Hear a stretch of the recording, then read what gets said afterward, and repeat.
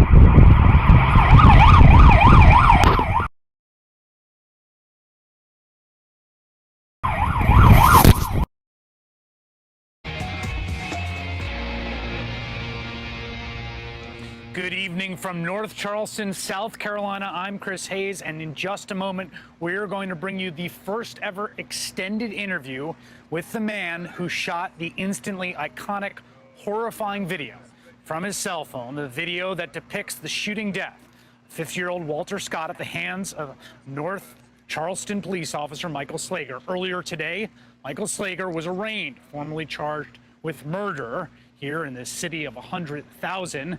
That after a shooting on Saturday, which originally police had said happened because Officer Slager feared for his life, telling 911 dispatchers and also in the police report that Walter Scott had grabbed his taser and he feared for his life. And then yesterday in the afternoon, this video released.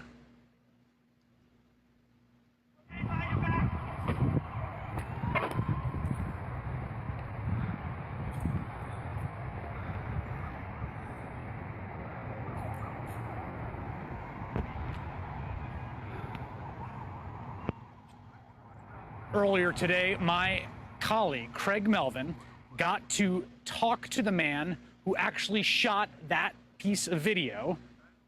Take a listen. Walk me through. What did you see and what did you do? What I saw, well, as you can see in the video, the shooting, you know, after the victim was dead. Before the video, I was walking to my job. I was walking to my job, and I witnessed Mr. Scott coming out. I would say out or something. No, it's an auto part coming out. Auto part, you know. The auto parts running, store. yes, running through me, you know, and then I saw maybe 5 seconds later, I saw the cop after him, chasing him, you know, yelling to stop him. And my first thought, you know, that I thought, you know, that something would happen about it. So I just went to the scene to see, you know, what's going on. When I saw him, you know, that they were on the floor. Say they he might recently, you know, just fell down or maybe tackled by the police. I just saw, you know, he was down and the police was up, trying to get control of him. And I approached to the scene when I see, you know, that the police was pushing him, tasering. So you saw the police tasing? Yeah, taser. Yeah, you can hear the sound, you know, before I started in the video. And I just decided to take my phone out, you know, maybe to try that the cop see that it was a person over there standing there, you know. And I started recording, and that's when everything happened, you know, over there. So you're watching this, and what's going through your mind? I mean, the scene. Yeah, the scene. Well, like I say, never expect this, you know, to come out this way. Never, you know, never thought that the police would shoot him, you know, right in the scene. Like I say, the man was running away from the police. I believe that he maybe was scared of the taser, you know, maybe like it's hurt by the taser, and he just was looking for a way to get away from the police. And like I say, it was very impacted, you know, to me. Did you hear the officer say anything before he fired the shots? No, not really. No. He just said, you know, before they get in the ground, he was saying stop. That's what I hear. And after that, after he shoot, he just say, you know, that he fired, you know, and that he was on the ground. Mr. Scott was on the ground. Did you hear Mr. Scott see anything during all of this? No, nothing. Like I said, I saw, you know, I had seen him like maybe yelling, you know, because he was hurt by the taser. At the end of the video that you shot, you see the officer put something down. I saw that now on the video. I never didn't catch that part when he dropped. I did notice, you know, that he went back when he was standing, you know, when he was, you know, with Mr. Scott. He did pick something up. Never saw him, you know, that he dropped. I just saw, you know, when he picked it up and pick it up again on the scene, on the beside the bit. But you couldn't tell what it was that he picked up? No, not on the victim side, like I say. But over there, I knew it was the taser when he went back again, you know, to get the taser. You know, but never saw, you know, that he dropped the taser, like I say. But I saw that he picked something up. I didn't know what it was. After you filmed this video on your cell phone? Yes. Then what did you do with it? After I filmed, you know, there was a lot of type of kind of thoughts, you know, in my head. I just decide, like I say, maybe I won't deny that that I knew, the magnitude of this, and I even thought about erasing the video, and Why? I felt that my life, with this information might be, like I say, in danger, and I tried I thought about erasing the video and just getting out of the community, Charleston, and leaving someplace else. Leaving town Yes. because you're that scared. Yeah. I knew, like I say, I knew that the science. I saw the video. I knew that the cop didn't do the right way, the right thing, and like I say, I feel kind of scared about that. But you decided, instead of deleting the video, you decided to do what? I decided, I look at the police report. I went home after finished working. I went home. Like I say,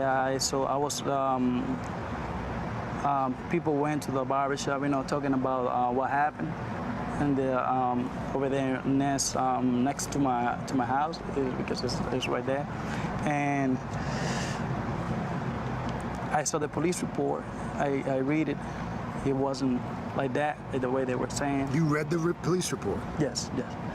And I saw in the news, and I said, no, this is not the right, this is not what happened. And I had, a friend of mine, and I showed the video to him. I tell him what I witnessed, and he was agreed with me. So, he told me, think about, what you want to do with this, like I say. And I just put myself in the position of the family, that I know if I would have a family member, like I say, I wouldn't know, I couldn't tell what was going to be the decision in this case, if the police would be charged or not, but I want them to have this and do something about it, because I know if I wouldn't give it to them, nothing would happen. I understand at one point you also went to the police, is that right? Yes. And what did you tell them, and what did they tell you? Well, in the video, I said that it wasn't abuse in the video. I said a couple of times. And after that, you just get frustrated, maybe mad about it. And when everybody was there, they told me to leave the scene. And Who told you to leave the scene? One of the police told me to leave the scene because he said that someone was coming over here. So I don't really catch it at that time. But he said to get away from here. Yeah, to get away. But he didn't know that you'd shot the video. No, the position that I had the video, it wasn't like I say, I didn't have it in a position that people would tell that I'm recording over there. At the moment when the victim was down, I had it with me in a position, like I say, I didn't really try to catch the video the way I did, I was just witnessing with my eyes, and just let the phone, do the work. And yes, I say to the officers, that it wasn't abuse, that I witnessed everything and I have it recorded with me. One of them asked me if that was true, and he said to wait there. And like I said, when he said that, I knew what was going on, that maybe something. You got scared would again. happen. Yeah, I just in 1 minute I was in my work already, working, and I just ran out of there. Like I say, I knew that they were looking for me. Maybe they were looking for me for this information because I tell them, that I had that information in my possession. Are you still scared? Yeah. Like I say, but I felt, like I did the right thing with the family, and I believe that this can help other people, this to, like I say, to not do this kind of stuff. Like I say, nobody have the right to take the life away, nobody, like I say, without, for no reason, If you had not captured all of this on your cell phone, what do you think would have happened? Nothing would have happened. You don't think the I don't think officer would nothing. have been charged? I don't think nothing would happen. And then, like I say, that's why I took my the decision of turning to the family. What makes you say that? What makes you so sure that nothing would have happened? That's when I saw the report, the police report, you know, and I saw that it was going the wrong way. You know, it was going the wrong way, like I say. And that's something that that got me mad, you know, like I say, because it wasn't like that. That wasn't the way I saw it. You know, I didn't know if the police would be charged, you know, this. I don't know if, like I say, that I didn't know what was going to happen, but I just did get the evidence to their families.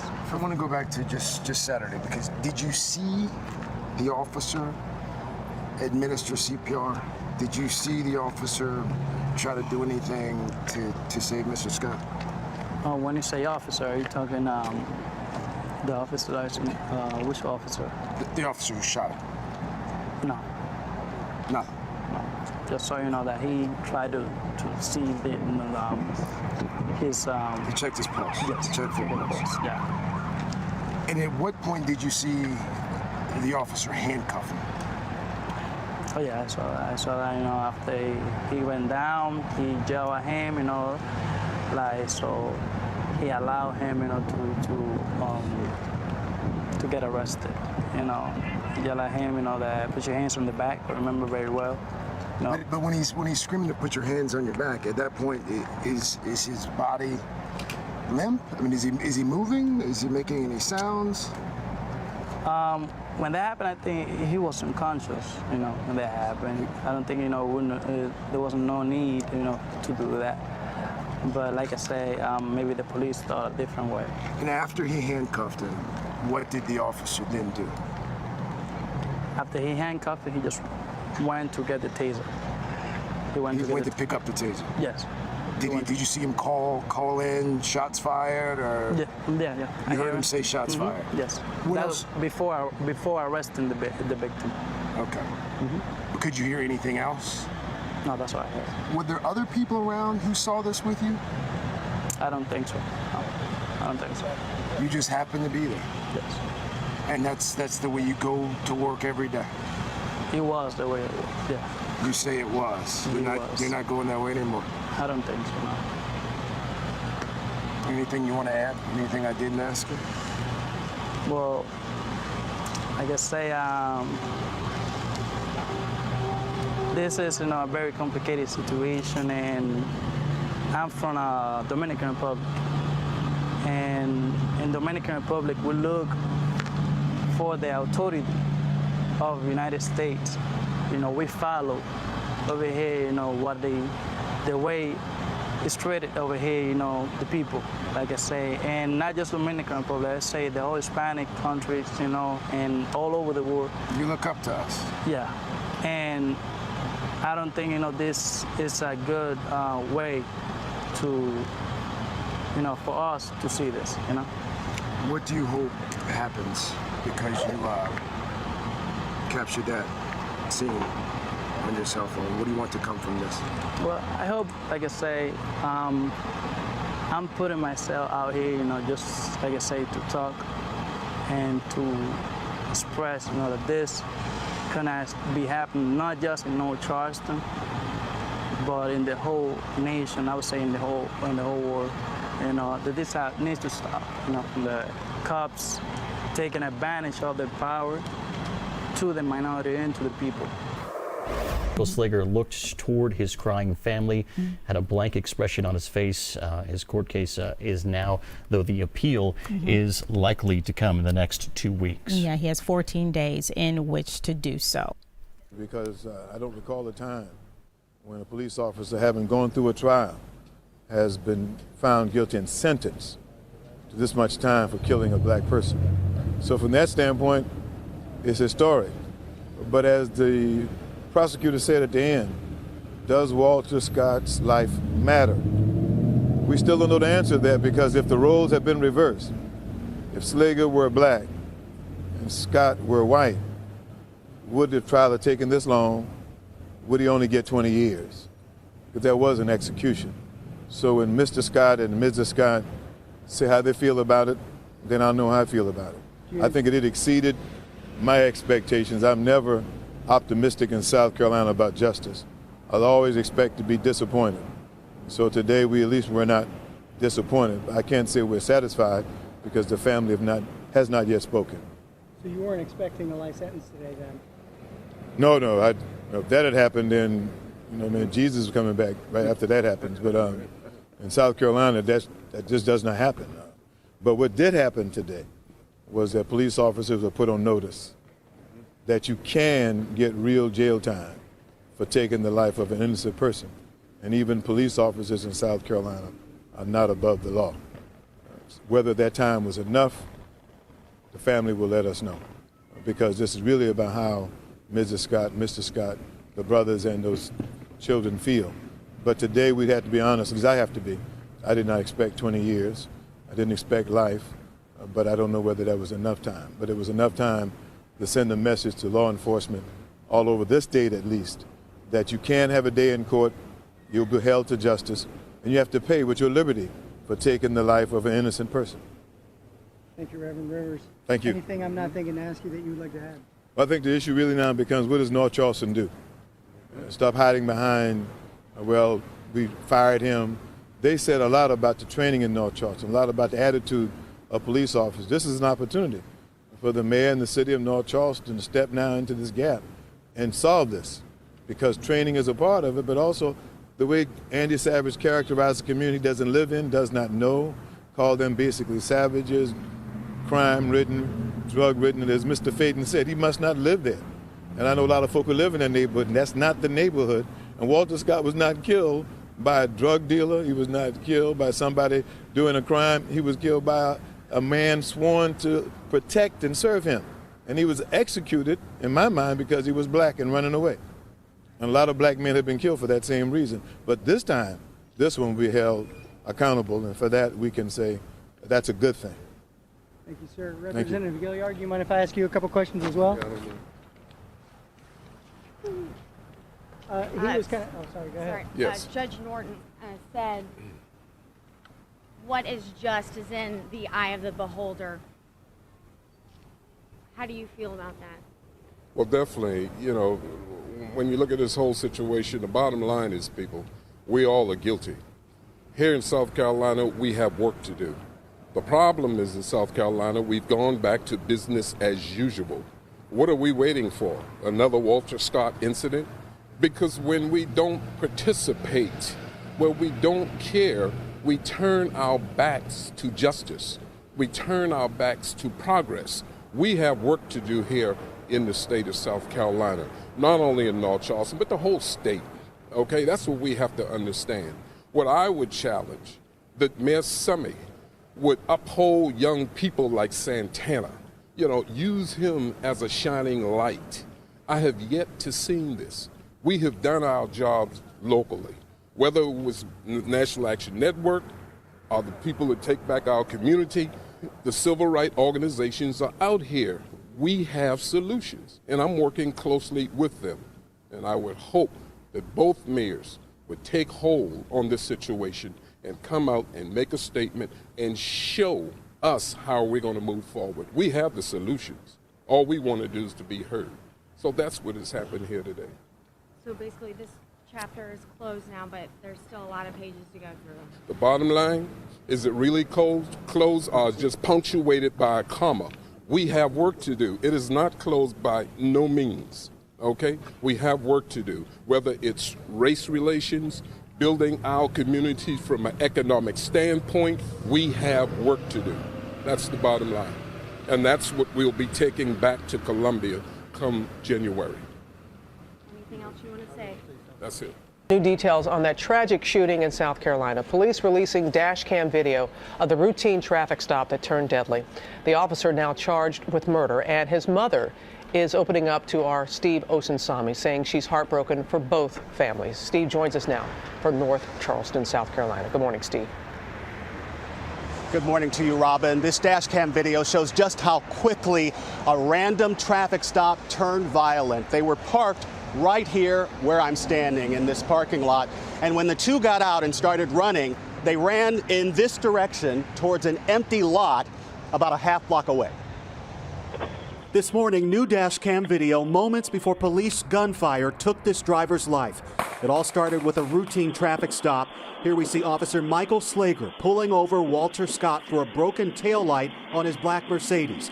Scott explains he plans to buy the car in 2 days. Okay, let's start with your license. Scott is in the driver's seat, and at one point he tries to get out. Let me see the car.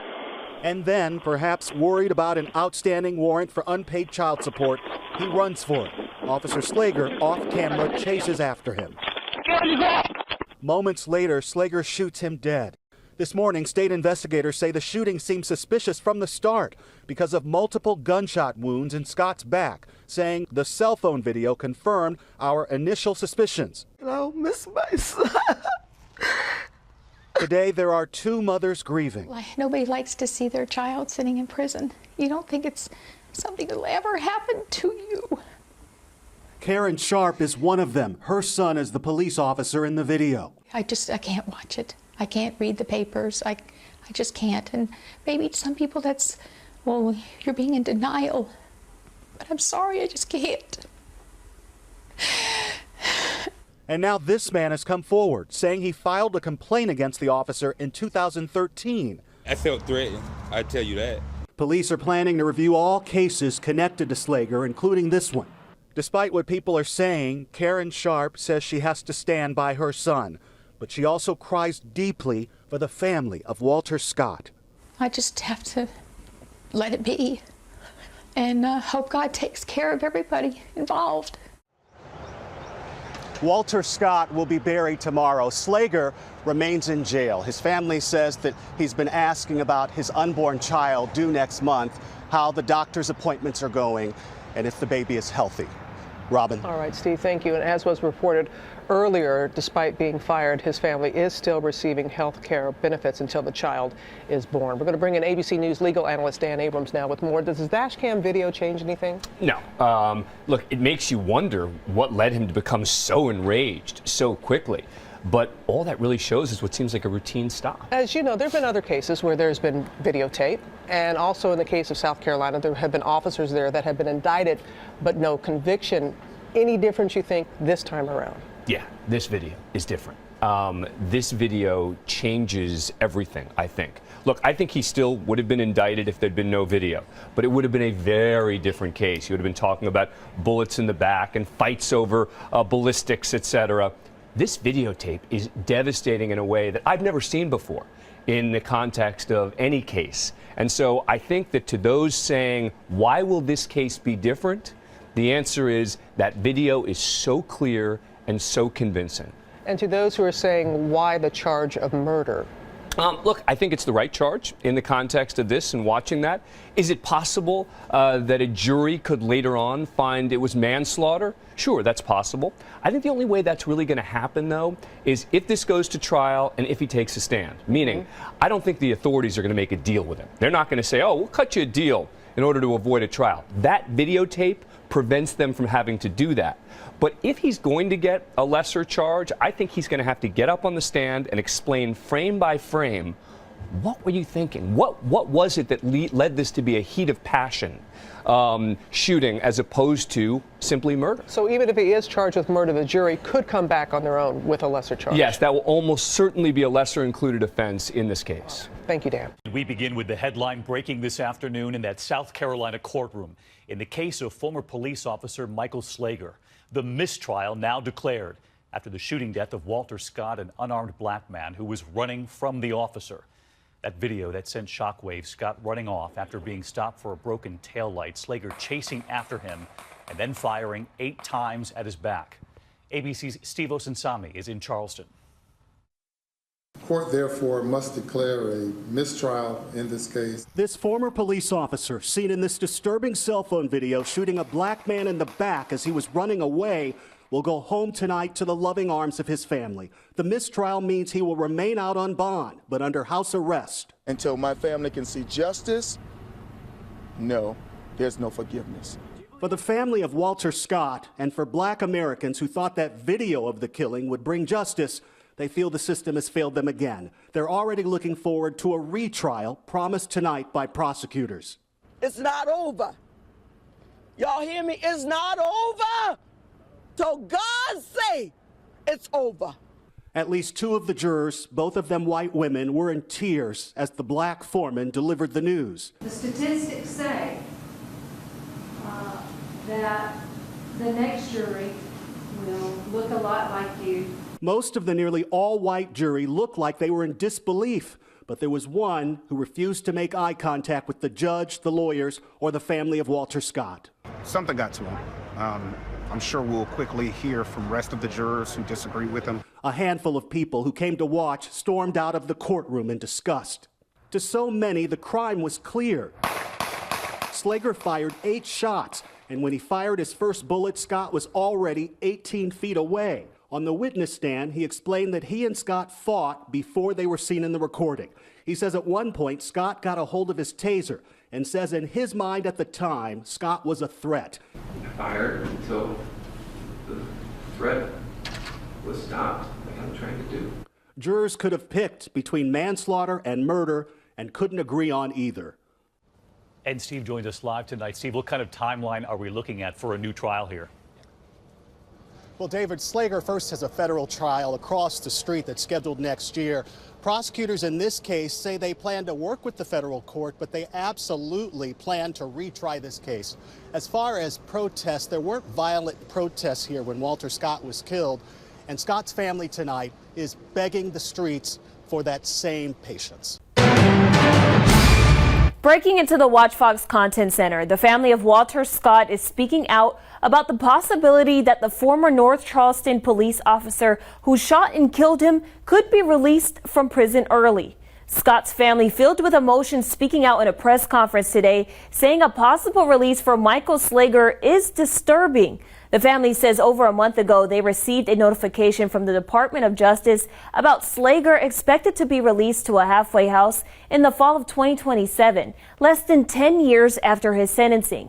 Back in December 2017, Slager was sentenced to 20 years in prison for a federal civil rights offense and second-degree murder.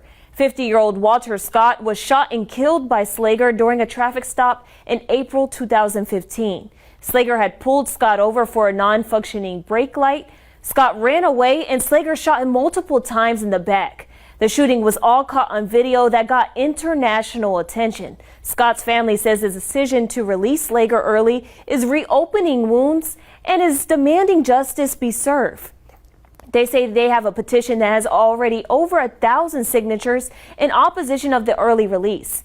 This is a developing story. Once we know more information, we will bring that to you both on air and online at watch.com. Wow, that video footage brought me to tears, and in my opinion, something has to be done. I completely agree with you, Monica, and to have lived on Remont Road for nearly 7 years and to actually have ridden my bicycle at the location where Walter Scott was killed. Let's move ahead to weather and see how our weekly forecast is shaping up for us. Temperatures certainly can be dangerous. Heat injury, illness are major concerns. News 2's Delilah James joins us live from downtown Charleston. More on what experts have told you. Delilah, you're outside. I hope you're staying cool. Brendan, experts say to stay safe in this heat is simple. Stay hydrated, stay alert, and limit your time outdoors. I think people in general just, maybe underestimate the dangers of the heat because I think, we are here in a warm climate and it's summertime and people are just always assuming, well, it's hot in Charleston, so what? But, heat is actually the #1 related weather hazard. So we really need to be looking out for one another. And it's not just people at risk. Pets are also vulnerable in this extreme heat. Experts say if you do have outdoor animals, make sure they have a cool, shady place to relax and plenty of water. But if possible, try to limit your pet's time outdoors. Avoiding the middle of the day where it's at its hottest. We want dogs to be able to go on walks in the morning or in the evenings after the sun goes down. Being mindful of where they're walking. Cement and pavement burns their paws very quickly. And we always say, if you can't handle the heat, they can't handle it. So if you're touching the pavement and it's too hot for your hands, it's way too hot for their paws. Now, the city of Charleston does have a heat action toolkit on more ways on how you can stay safe in this heat. And for more information, head over to our website, and that's count12.com. Reporting live in downtown Charleston, I'm Delilah James, Count On 2. My apologies. I thought we were on a commercial break. Up next, World News.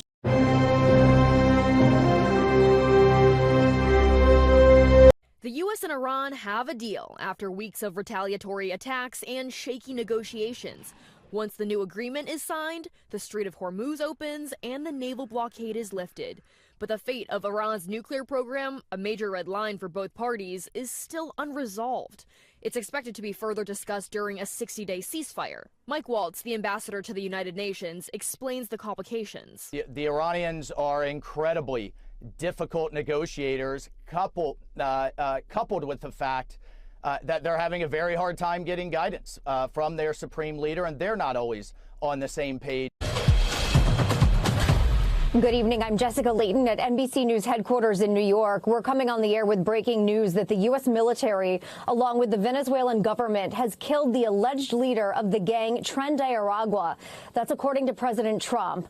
We want to show you some newly unclassified video of a home in Venezuela that President Trump just released on social media. Now, the president says this military strike was delivered on the home of Nino Guerrero. That's the alleged leader of the gang that's been a key target of the president's immigration enforcement agenda. Now, his post on Truth Social notes that, quote, this military action was done with the close coordination of our friends in Venezuela, with whom we are working very well. As a result, Tren de Aragua terrorists no longer have safe haven in Venezuela or anywhere else. And under my leadership, we will find these vicious murderers and drug lords anytime, any place, and send them to the depths of hell where they belong. God bless America, President Donald J. Trump. The Venezuelan embassy in Washington, D.C. did not immediately respond to confirm the announcement on that day. Breaking news here at 5:30, a mass casualty incident with 12 dead after a skydiving plane goes down in Butler, Missouri. We're getting a live look at the crash scene right now. Officials say that the plane took off and wasn't able to get altitude, made a sharp turn, and crashed. The Liberty Hill Historical and Genealogical Society will honor Juneteenth early today with a parade and celebration. The annual tradition starts with a parade on the corner of Gaynor Avenue and Snipe Street. There will be some traffic changes that you should be aware of. This includes Gaynor Avenue between Snipe Street and Rivers Avenue, as well as Hawk Avenue. The entire parade route will close to traffic at 1:50 p.m. Liberty Hill residents living north of Montague Avenue will be allowed to access Gaynor Avenue. Access to the remainder of Liberty Hill will be restored once the last portion of the parade has reached Montague Avenue. On board the USS Yorktown, local veteran groups remembering Flag Day and celebrating America 250 earlier this morning. The Knights of Columbus Assembly meeting on top of the Yorktown for their 7th year in a row, honoring those who have laid down their lives for this country and taking a moment to reflect on what the American flag means to them. Our Cameron Limes was on board and has more. Can you see by the dawn's on the very back of the USS Yorktown, right behind the F-14, an American flag looks out over the Charleston Harbor. We want to pay respect to the flag of the United States. Commander of the R-Assembly 3242, Robert Brennan, has seen this ceremony several times, but this year is different. And it respects the men, the women, the different religions that have all participated in the development of the democracy that we have. It's motivational. I mean, I have to admit, there's a kind of a nervous anxiety on it because we really want to do a good job today, and we want to show our community how much we support this country and this flag. The flag lowered and folded 13 times, each fold holding symbolic meaning. I'll present this year's flag to this year's honoree. Then presented to William Peterson, the operation managers for the Low Country Veterans Home, a home he used to live in. It's a tremendous honor to know that on the 250th anniversary of our country, I'm honored by getting the flag off the USS Yorktown, which is a big deal. For Peterson, the flag is a compass, and it's pointing toward the future.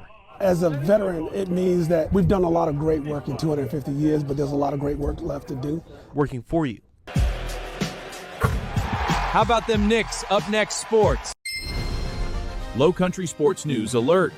The wheels on the bus go up in flames, up in flames. Sing it with me, up in flames. Knicks fans torching school buses in celebration after winning the championship for the first time since 1973. It was quite a sight at the White House this evening. Today is President Trump's 80th birthday, and thousands of people packed the White House to witness UFC cage fights. It's taken quite a bit of planning, as we know, quite a bit of building, and a $60 million price tag that the White House says is all being paid by the UFC. News 4's Darcy Spencer is joining us live from the White House this evening. Darcy, it's 11:04 p.m. I think a lot of the DMV is going to bed, but it seems like the party is still going on over at the White House tonight.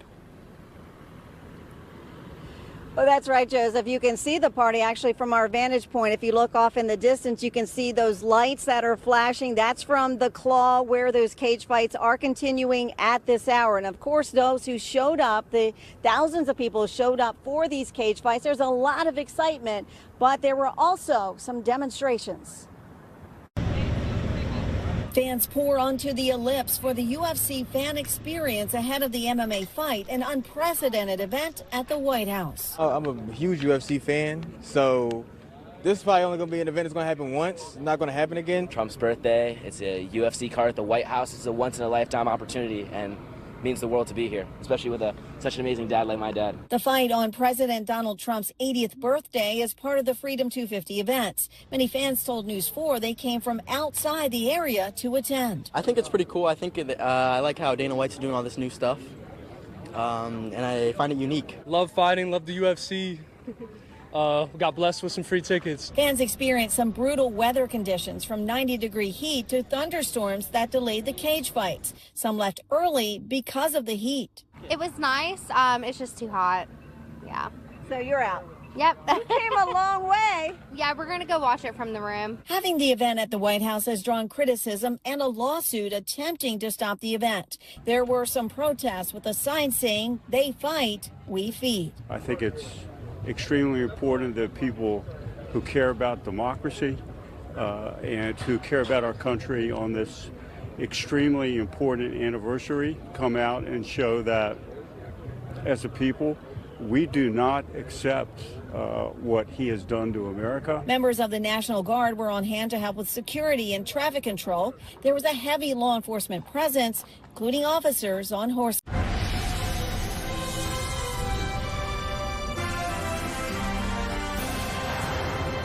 Good afternoon. Sporting history is set to be made today when Canada hosts its first ever World Cup match on home soil. Team Canada will be taking on Bosnia-Herzegovina right here in Toronto. And our own Nathan Downer is in the heart of the action, live outside Toronto Stadium this hour. Nathan, gosh, it's finally here. What's the vibe like where you are?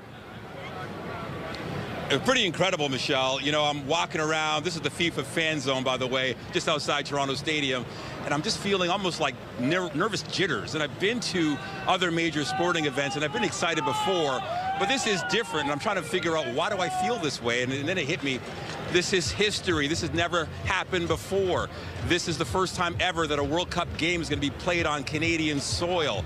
And the world is going to be watching this one match, Canada versus Bosnia-Herzegovina. So there's a whole bunch of reasons why I feel this way. For Low Country News, I'm Monica Justice. And I'm Warren Truth.